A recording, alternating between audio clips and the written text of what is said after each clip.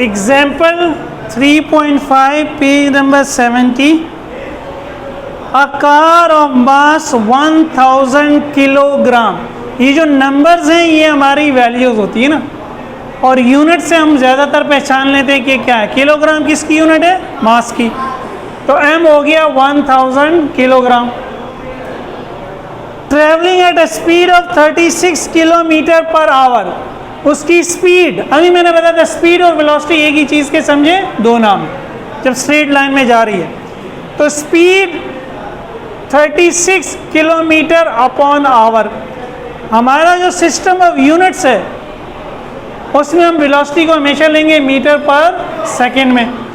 तो किलो का मतलब होता है 1000, किलो की जगह क्या आ गया 1000, मीटर अपनी जगह पे। ये अपॉन का मतलब होता है डिवाइड। एक घंटे में होते हैं 3600 सेकेंड्स, एक घंटे में होते हैं 3600 सेकेंड, एक घंटे में 60 मिनट, हर मिनट में 60 सेकेंड। तो 1 किलोमीटर में 1000 मीटर, एक घंटे में 3600 सेकेंड। अब आगे इसको सॉल्व कैसे किया? आप कैलकुलेटर से कर सकते हैं, लेकिन बहुत आसान है। 2 जीरो से 2 जीरो कट गए, 36 1 जा 36, 36 1 जा 10 1 जा 10, तो 10 मीटर पर सेकेंड।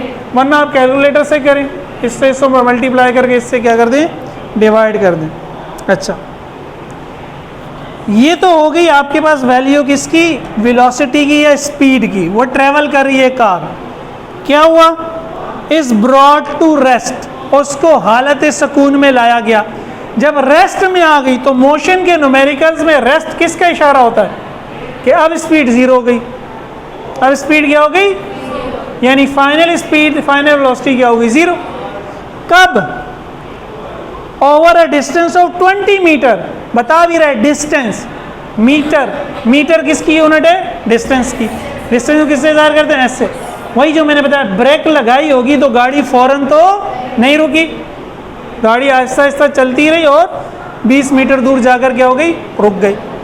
अब क्या है, क्या रहा है, find number 1 average retardation. Retardation अभी मैंने बताया, एक्सेलरेशन नेगेटिव, तो सिंबल तो यही है ना, सिंबल तो यही है। Number 2 average retarding force. Again retarding force, force निकालनी है, तो वो आपको बता रहा है, समझेंगे एक्सेलरेशन नेगेटिव आएगा। क्यों? क्योंकि इनिशियल स्पीड ज़्यादा है, फाइनल स्पीड कम है। ठीक है, तो देखिए मोशन की हमारे पास 3 इक्वेशंस हैं। V F is equals to V I plus A T, S is equal to V I T plus half A T square, 2एस is equal to V F square minus V S. हमें A निकालना है। ए तीनों फॉर्मूलों में ए है, तीनों फॉर्मूलों में। लेकिन अगर आप हमने डेटा को देखो, वी आई दिया हुआ है, सही है, वी आई दिया हुआ है। वी आई इस फॉर्मूले में भी है, इस फॉर्मूले में भी है और इस फॉर्मूले में भी। अगर मुझे एक्सेलरेशन निकालना है फॉर्मूला नंबर 1 से, तो मुझे वी एफ पता होना चाहिए, वी आई पता होना चाहिए और टाइम पता होना चाहिए। ए के अलावा बाकी सारे पता होने चाहिए ना। अगर मुझे दूसरे फॉर्मूले से निकालना है ए, तो अगेन मुझे एस पता होना चाहिए, वी आई पता होना चाहिए और टाइम पता होना चाहिए। अगर यहाँ से ए निकालना है तो एस पता होना चाहिए, वी आई पता होना चाहिए और वी एफ पता होना।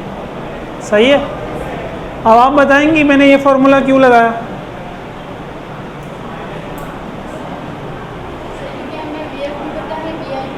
हाँ, क्योंकि हमें वी एफ भी पता है, वी आई भी पता है और एस भी पता है, और ए नहीं पता। और इस फॉर्मूले में यही 4 चीज़ें, 3 हमें दी हुई है, चौथा निकाल लेंगे। ये दोनों इसलिए नहीं लगा सकते कि टाइम नहीं है, कि टाइम नहीं है, समझ रहे हैं। एक फॉर्मूले से एक चीज़ निकलेगी। अच्छा, तो इसलिए मैंने ये फॉर्मूला लगा दिया। 2s is equal to V F square minus A निकालना था, तो 2 और s को मैं दूसरी साइड पे ले गया। दूसरी साइड पे जब ये यहाँ मल्टीप्लाई हो रहे हैं तो यहाँ डिवाइड हो गए। अब मैंने वैल्यूज पुट कर दी, वी एफ 0, वी आई 10। आसान हो रही है ना। अच्छा, तो 0 का स्क्वायर क्या होगा, 0। 10 का स्क्वायर क्या होगा, 100। 2 मल्टीप्लाई बाय 20 क्या हो गया, 40। 0 माइनस 100 क्या होगा, माइनस 100 अपॉन 40। अगेन इसको आप कैलकुलेटर से कर लो, वैसे ये भी ज़बानी कैलकुलेशन है। 0 से 0 कैंसिल, 10/4 का मतलब 5/2, 5/2 का मतलब 2.5, तो एक्सेलरेशन आया -2.5। यही उसने हमें इशारा दिया था।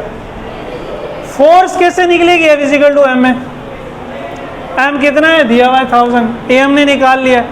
जब फोर्स निकालेंगे फिर a को माइनस रखने की ज़रूरत नहीं है, वो a माइनस ने ऑलरेडी बता दिया कि डायरेक्शन क्या है, अपोजिट है। इन दोनों को मल्टीप्लाई किया, आंसर क्या आ गया 2500 न्यूटन।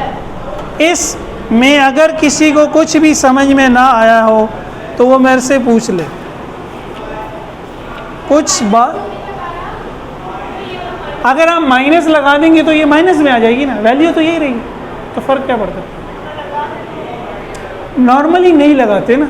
एक्सेलरेशन में माइनस साइन बता रही है कि एक्सेलरेशन भी अपोजिट डायरेक्शन में और फोर्स भी, तो यहाँ दोबारा लगाने की ज़रूरत नहीं है। ठीक है, अगर आपको ये समझ में आ गया है तो आप बुक का खोलें पेज नंबर 94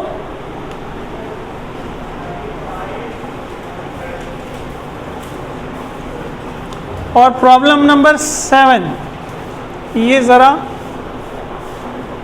करें, इसमें थोड़ा सा आपको तब्दीली करनी पड़ेगी, खैर वो मैं समझा देता हूँ। प्रॉब्लम 7,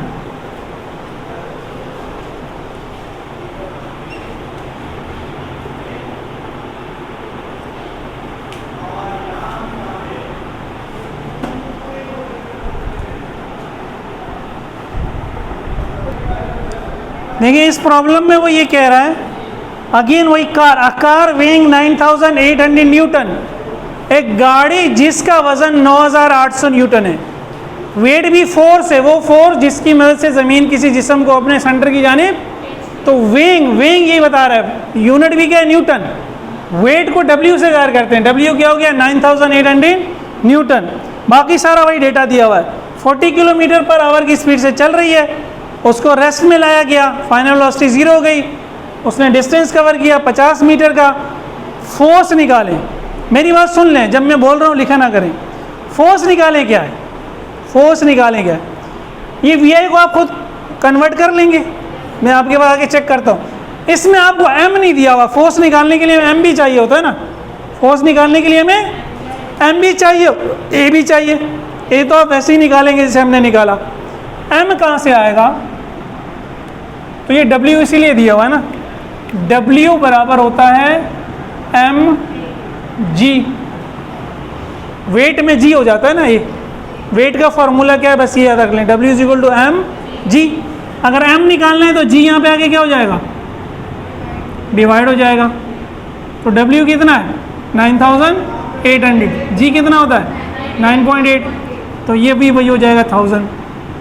अब ये वही सवाल बन गया पिछला, m मालूम हो गया, A निकालें, A से फिर क्या निकालें, F निकालें। ठीक है, करें आगे सारे जल्दी से।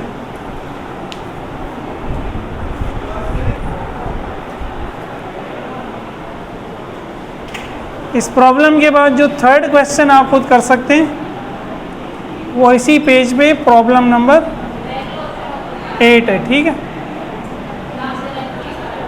यहीं पे आज हम लेक्चर एंड करते हैं।